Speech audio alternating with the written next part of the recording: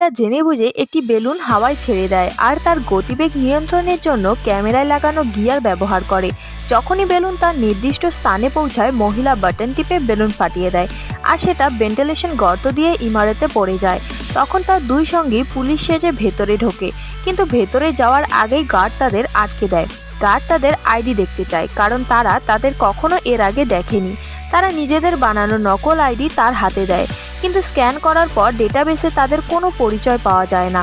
এদিকে mini device তাদের সার্ভারে নকল ডেটা ট্রান্সফার করছিল, কিন্তু ট্রান্সলেশন এখনও পূরণ হয়নি আর সেই গার্ড তাদের ধরতেই যাচ্ছিল।